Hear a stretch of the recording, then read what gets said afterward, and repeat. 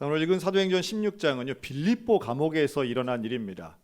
이 빌립보 감옥에는 하나님의 놀라운 기적이 일어나는데요. 그건 바로 제2차 전도 여행을 떠났던 바울과 실라가 갇혀있던 그 감옥이 지진이 일어나서 감옥문이 다 열린 사건이에요.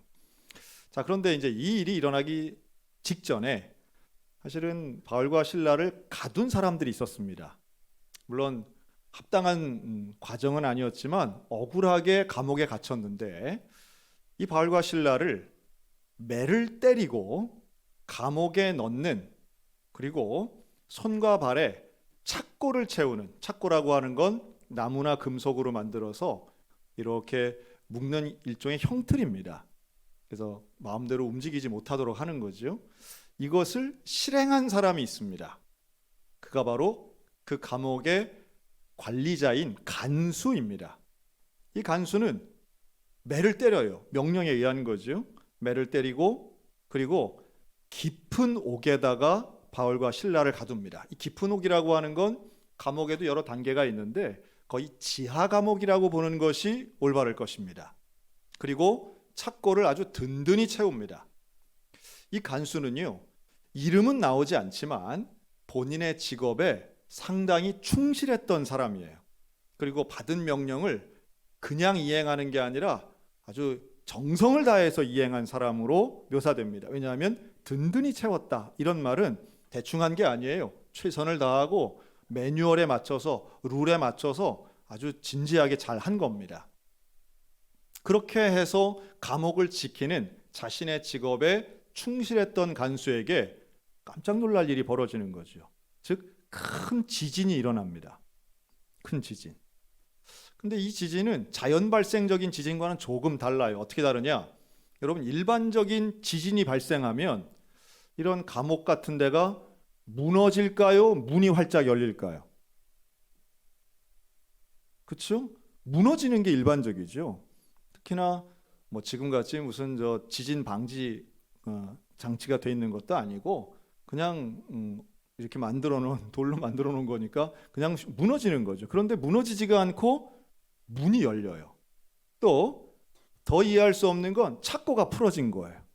죄수들이 찾던 착고가 다 풀어지는 건 자연 발생적인 지진이 아니라 하나님이 허락하신 특별한 이적에 가까운 일입니다. 그렇죠? 자, 지키던 군인들도 놀라고, 무엇보다 이 간수가 뛰어오니까 옥문이 활짝 열려 있는 거예요. 깜짝 놀랍니다. 그걸 보고 뭐라고 생각하느냐 하면, 야, 죄수들이 다 어떻게 했을까요? 도망갔구나. 내가 지켜야 하는데, 내가 책임자인데 큰일 났구나. 그리고 이렇게 말했을 겁니다. 망했다. 그러지 않았겠어요? 그 증거가 뭐냐 하면, 이 간수가 바로 이어서 뭘 하려고 하느냐 하면 자결하려고 합니다. 죽으려고 해요. 왜 죽으려고 했을까요? 당시의 법으로는 감옥에서 지키는 간수가 이 죄수가 탈출하거나 탈옥하게 되면 그 죄값을 이 지키는 사람들이 받는 거예요. 그러니까 대부분 그럴 경우에 그 여러 명이 한꺼번에 탈출하면 이제 죽는 거죠, 사실은. 그걸 알고 있어요, 간수가. 사실은 본인의 책임은 아니에요. 어떤 면에서는 지진이 일어날 걸 누가 예상했겠습니까? 근데 지진이 일어나서 큰일 났다. 여러분, 우리 인생에 이런 순간들이 있습니다. 성실하게 최선을 다해서 살아왔는데 내 직업에, 내 사업에 부지런하고 정직하게 성실하게 살았는데 하루아침에 망했다 하는 순간이 올 수 있다는 거예요. 예상하지 못한 순간에 내 인생이 끝났다, 회복 불능이야, 망했어 라고 하는 순간이 올 수 있다는 거예요. 다만 이 간수는 이 망했다고 하는 순간에 두 가지 잘못을 하고 있는데, 첫째는 사실을 잘못 파악했어요. 죄수들이 다 도망갔어요? 아니에요. 도망가지 않았어요. 그러니까 사실도 잘 파악하지 못했어요. 두 번째는 도망갔다 하더라도 자살이 문제를 해결해 주진 않아요. 어떤 경우에도, 어떤 심각한 문제도 자살이 해결할 수 있는 건 별로 없습니다. 그러니까 이 간수의 입장에서 본다면 물론 우리가 이렇게 쉽게 얘기할 수 있어요. 야, 그 자살하는 용기로 열심히 살아야지. 이것은 다른 사람의 입장이지 실제로 자기가 망했다고 생각하는 사람에게는 죽음밖에는 피할 길이 없다라고 하는 절망감이 몰려온다는 거죠. 우울증과는 조금 다른데요. 한순간에 몰려오는 자기 자신이 내면으로부터 무너지는 걸 경험하면 순간적인 자살 충동을 느낄 수 있다는 겁니다.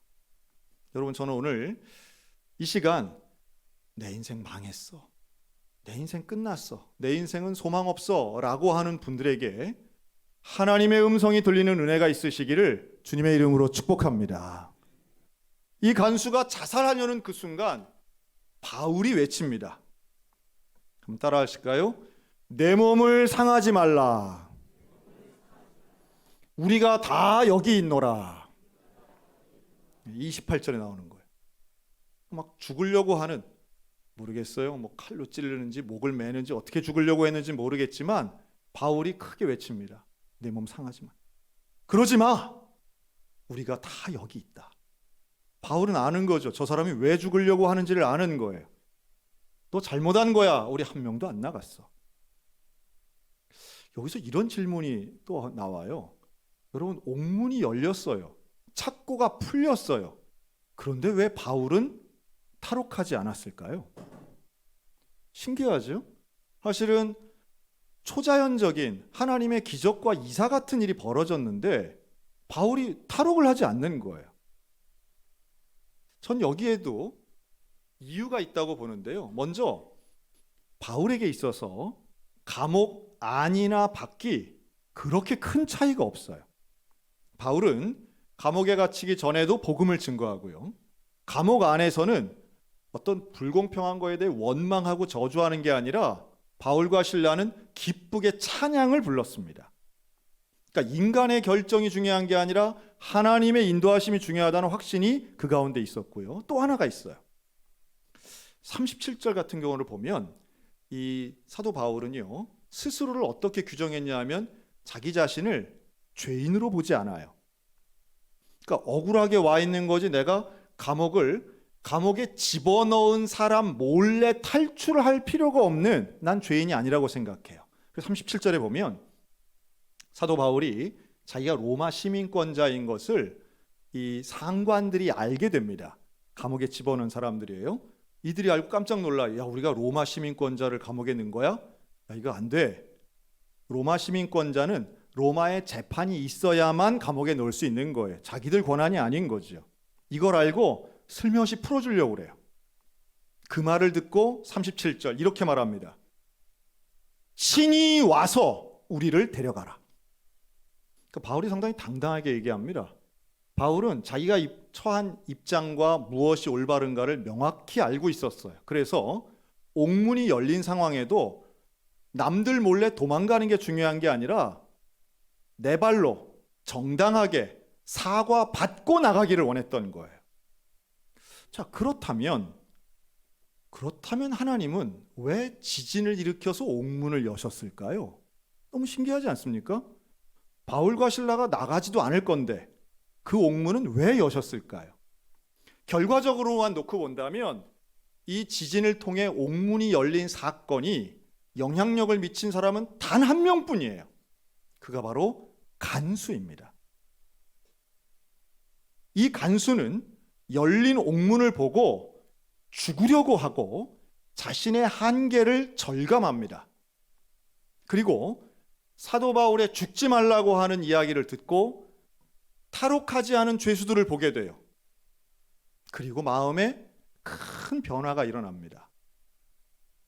그러면서 바울과 실라에게 이렇게 말합니다.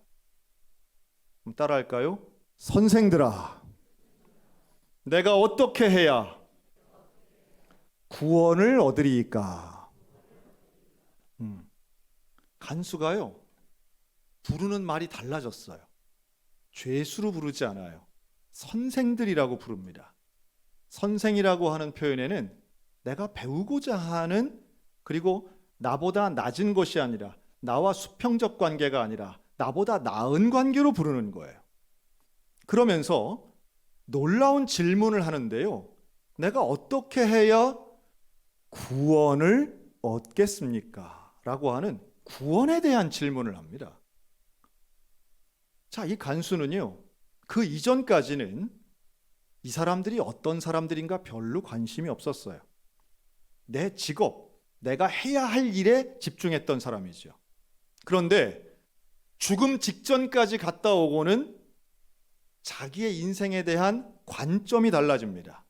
내 일을 어떻게 잘할 것인가의 관심이 아니라 내가 어떻게 구원을 얻을까에 대한 질문을 하더라는 거예요. 상당히 중요한 부분입니다. 이 구원에 대한 질문은요, 아무나 하지 않습니다. 인생의 본질적인 질문은 자기 삶에 대한 큰 경험과 심각한 고민을 한 사람들이 할 수 있는 질문이에요. 어떻게 구원을 얻을 것인가? 사실은 고난당하지 않은 사람들은 구원의 필요성을 잘 못 느낍니다. 건강하고 돈 있고 문제 없는 삶을 산다고 스스로 생각하는 사람은 구원에 대한 관심이 없어요. 하지만 나는 망했다, 나는 할 수 없다, 내 힘으로는 살 수 없다라고 하는 사람에게는 구원은 절실한 문제가 됩니다.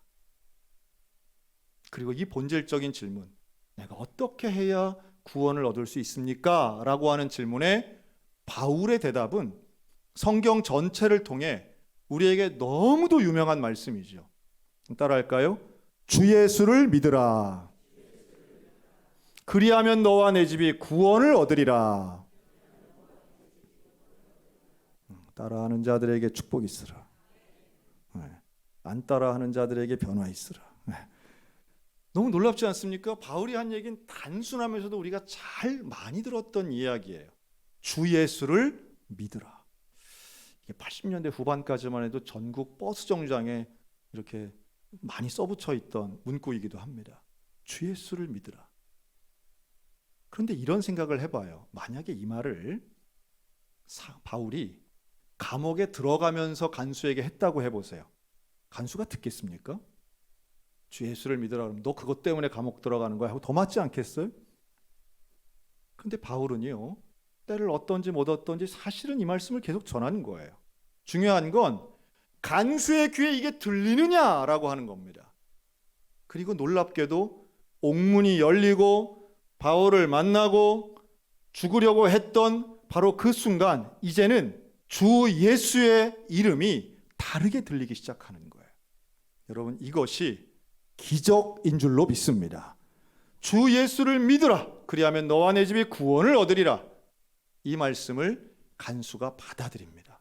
믿어집니다. 그리고 예수를 믿는다는 게 어떤 의미인가를 바로 실천합니다. 여러분, 예수님을 믿는 것은요, 우리의 마음이 달라지는 거예요. 어떻게 달라지느냐? 지금까지 살던 태도에서 예수님을 향한 태도로 방향이 달라지는 거예요. 지금까지는 내가 아무 문제가 없었던 사람인 것처럼 살던 것에서 이제는 내가 죄인인 것을 깨닫는 삶으로 달라지는 거예요. 내가 죄인임을 깨달으면 그 사람은 회개를 합니다. 회개하는 마음의 변화를 우린 회심이라고 말할 수 있어요. 회심하지 않으면 구원받지 못합니다.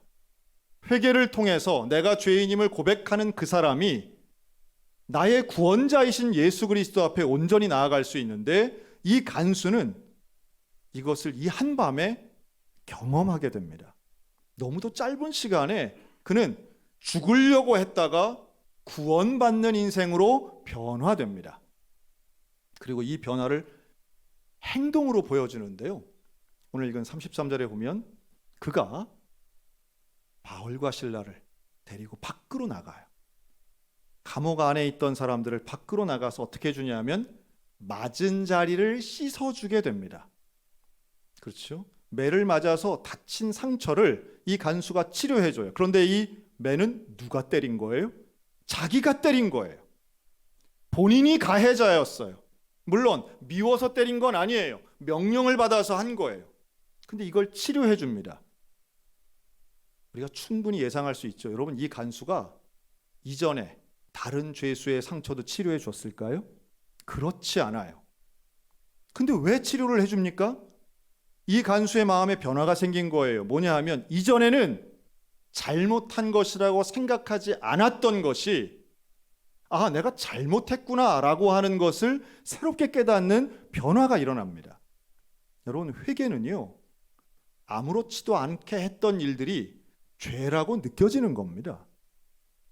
내 마음속에 평안했던 것이 이게 아니라 죄였구나, 내 마음이 사실은 죄로 가득하 있구나라고 하는 것을 깨닫고 불편하여 견딜 수 없어 하나님 앞에 용서를 구하는 게 회개예요. 근데 대개의 사람은 그 과정을 잘 경험하지 못해요. 왜냐하면 죄인인 걸 깨닫지 못하기 때문입니다. 이 간수는 때린 것을 치료해 줍니다. 그리고 세례를 받습니다. 세례 받아요. 변화가 일어나는 거죠. 본인뿐 아니라 본인의 가족을 다 세례 받게 합니다. 그리고 음식을 만들어서 바울과 함께 먹습니다. 음식을 먹으며 교제를 하는 거죠. 이게 그 밤에 다 같이 일어난 일이에요. 순식간에 일어난 일입니다. 불과 몇 시간 전만 해도 죽으려고 했던 사람이에요. 그런데 데리고 와서 상처를 씻어주고 분명히 미안하다 그랬을 거예요. 얼마나 아팠냐고 했겠죠. 그리고 세례를 받습니다. 나는 이제 예수님을 믿겠습니다 고백해요. 그리고 모여서 음식을 떼고 교제합니다. 여러분, 세례받고 예수 믿는 사람들이 모여서 교제하는 그 모임을 뭐라고 할까요? 그게 바로 에클레시아입니다. 이게 바로 교회입니다. 이 간수의 집은 교회가 된 거예요. 놀라운 변화죠. 그랬더니 이들 모두가, 그 가족 모두가 하나님을 믿으며 크게 기뻐했다라고 말씀합니다. 여러분, 이 기쁨, 이 밤에 세례받고 교제하며 서로 간에 누리는 이 기쁨은 세상이 주는 기쁨이 아니라 주 예수를 믿는 기쁨인 줄로 믿으시기 바랍니다. 불과 몇 시간 전만 해도 자살하려고 했던 사람이에요. 그런데 그가 옥문이 열린 걸 보고 자살하려고 망했다 생각했던 사람이 스스로 그 옥문을 통해 바울과 실라를 데리고 자기 집으로 가는 거 아닙니까? 가치관이 달라진 거예요. 삶의 방향이 달라져요. 중요하게 여기는 게 달라지는 거예요. 그러면서 다른 기쁨을 얻게 됩니다. 죽으려고 했던 죽음에서 생명으로 바뀌어요. 자기가 때리고 가두고 채웠던 사람들을 통해 예수의 복음을 들었던 이 간수는 전혀 다른 존재가 되어버립니다. 가정도 마찬가지죠. 여러분, 간수가 죽었으면 이 가정은 그날 저녁부터 지옥이 됐을 겁니다. 그런데 지옥이 아니에요. 이들은 천국을 맛보는 겁니다.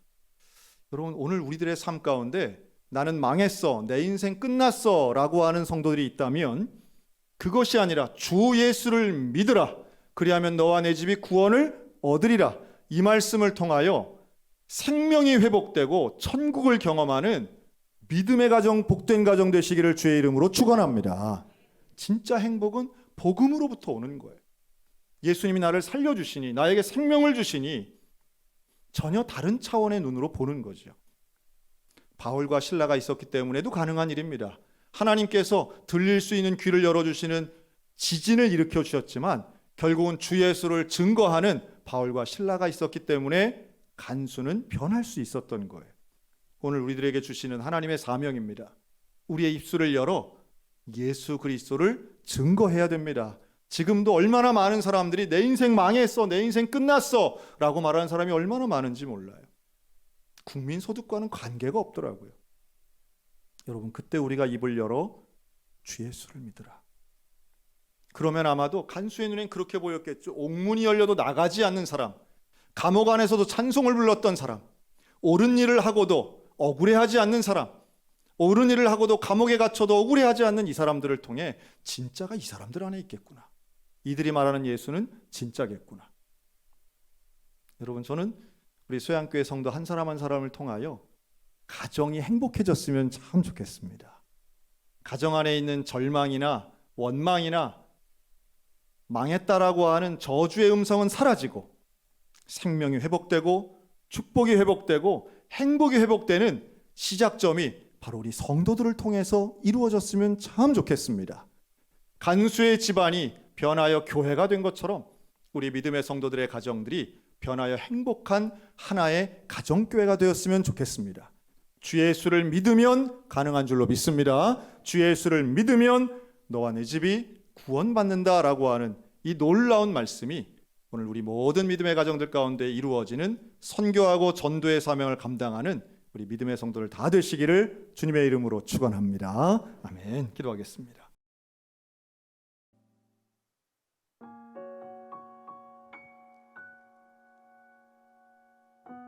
제가 이야기 하나 해드릴게요. 2000년 전에 예수님이 이 땅에 오셨대요. 그런데 하루는 예수님이 사마리아라는 곳을 지나가겠다고 하십니다. 근데 그 당시 사마리아는 혼혈인들이 살고 있던 곳이라서 잘 안 갔거든요. 너네 더러워. 우리는 너네랑은 안 놀래. 근데 예수님이 굳이 이 땅을 가겠다고 하십니다. 근데 이를 이해할 수 없었던 한 제자가 물어봐요. 예수님 왜 굳이 그 땅을 가십니까? 여기 가시면 또 바리새인들하고 사두개인들하고 꼬투리 잡힐 텐데 왜 굳이 그 땅을 가십니까?